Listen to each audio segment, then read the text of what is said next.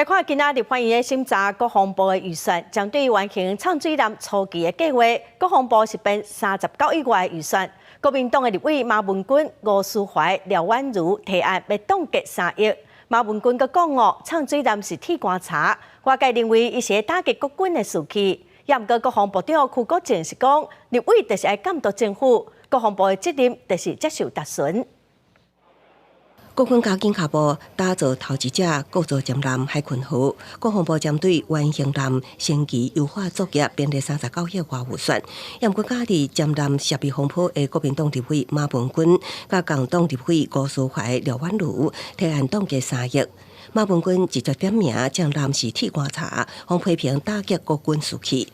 预算审查有期。会发生调亚攻防，国防部表示，用不雅的称号来讲国军装备有负面的影响。部长邱国正25出面做公亲，表示爱和平处理代志。委员，我没有偏袒哪一个委员，他的责任受全国人民之付托来监督政府，尤其国防招委的话，第二是委员一定监督国防部，这是他的责任，也是好意啊。国防部的责任就我要做一个。你的执行，我要做一个答询。另外，国防部发布正式攻击19架次，其中飞过海峡中线甲延伸线进入北部东南甲西南空隙6架次，江南6架次伫台海西区域活动，中共加强扰台力度，防解脱是转移内部的不安。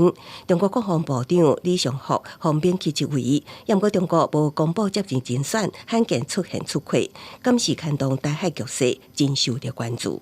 现在有很多这个纷争，事实上我们也有这个人质的获得啊，也在研判，但现在不做表达。那海军陆战队逼出官兵涉嫌偷卖刺针飞弹发射筒，国军管制军品的螺丝灵器，要安怎来防止外流？不过，讲国军内部管理有空隙，尤其是干部管理会随检讨。记者综合报道。